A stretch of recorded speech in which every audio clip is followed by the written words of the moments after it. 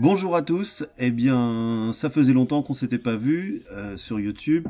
Alors ceux qui me connaissent savent que j'affectionne pas forcément toujours les réseaux sociaux, mais là j'avais envie de vous parler d'un projet qui sort très bientôt, ça sort le 6 mai, donc dans moins d'un mois, et c'est un bouquin qu'on a coécrit avec plusieurs auteurs. Et ce bouquin, je vais vous le présenter aujourd'hui. Alors, ce livre s'appelle Observations sur la planche d'envol, et c'est un guide pratique pour essayer de détecter comment ça se passe dans la ruche sans pour autant l'ouvrir. Donc c'est un guide assez utile pour pouvoir comme ça éviter d'ouvrir tout le temps la ruche. Donc c'est plutôt destiné à des apiculteurs soit amateurs, soit qui veulent s'orienter plus vers l'apiculture naturelle et essayer de leur permettre comme ça de s'orienter plus facilement sur les démarches à faire, quand bien même on n'aurait pas à ouvrir la ruche.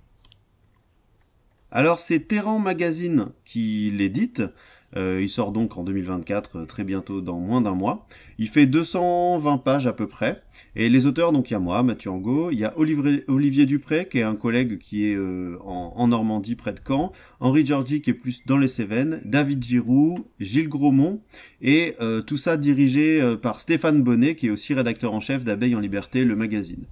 Et surtout, ce qui est très sympa dans ce livre, c'est les photographies aussi de Jean-Marie Durand. Jean-Marie Durand, c'est un photographe qui a pris pas mal de photos d'apiculture, mais pas forcément dans des ruches d'Adam, plutôt dans des ruches qu'on appelle de biodiversité ou des ruches d'accueil des abeilles. Et donc ça donne des photos assez sympas et honnêtement, ça apporte vraiment beaucoup au livre. C'est vraiment super.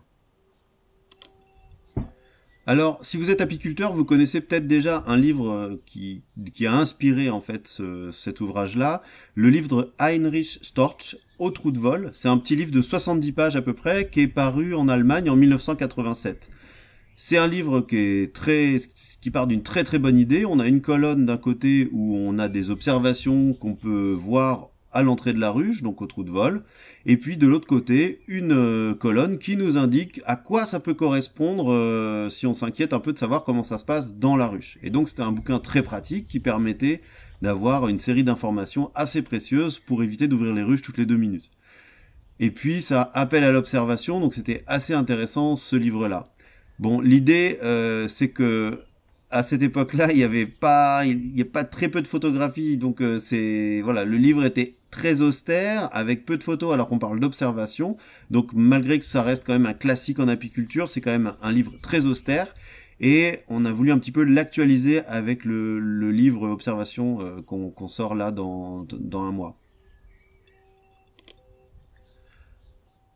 Alors moi, ce projet m'intéresse beaucoup parce que j'avais un projet un peu similaire il y a quelques années avec un collègue apiculteur où, alors moi je suis fils d'éleveur laitier et en élevage laitier, on a ce qu'on appelle la méthode OBSALIM, c'est-à-dire observation alimentation, en fait pour les vaches.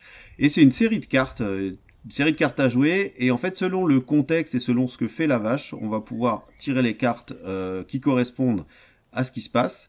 Et ça va nous donner une indication sur ce qui se passe pour la vache. Si elle a une pathologie, si tout va bien, si elle a un problème de nourriture, avec ses glucoses, manque de protéines, etc.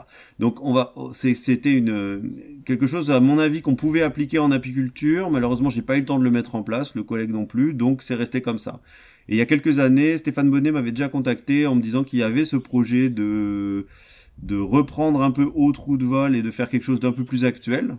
C'est vrai qu'en 87, le varroa, on l'avait pas encore partout, il n'y avait pas tous les problèmes de mortalité qu'on connaît aujourd'hui, c'était un peu différent. Donc il y avait une actualisation à faire. Et donc c'était assez sympa, et donc il m'a rappelé il y a assez peu de temps là pour qu'on travaille là-dessus, et c'est un travail qui, moi, m'a beaucoup emballé, parce que ça correspond à quelque chose que j'avais vraiment envie de faire depuis un moment.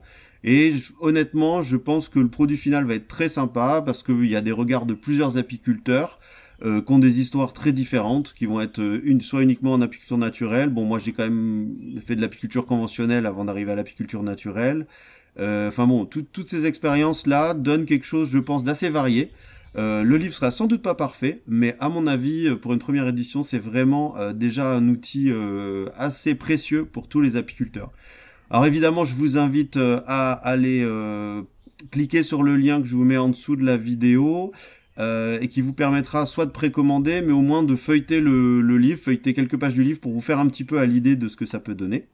Et puis voilà, j'espère que ça vous plaira, et si ça vous plaît, parlez-en autour de vous, parce qu'on espère qu'il aura un peu de succès ce livre. Ça a été pas mal d'investissement en termes de temps, d'écrire toutes ces pages, et voilà, on espère que le produit final vous conviendra. N'hésitez pas à en parler autour de vous. Voilà, allez, à bientôt à tous.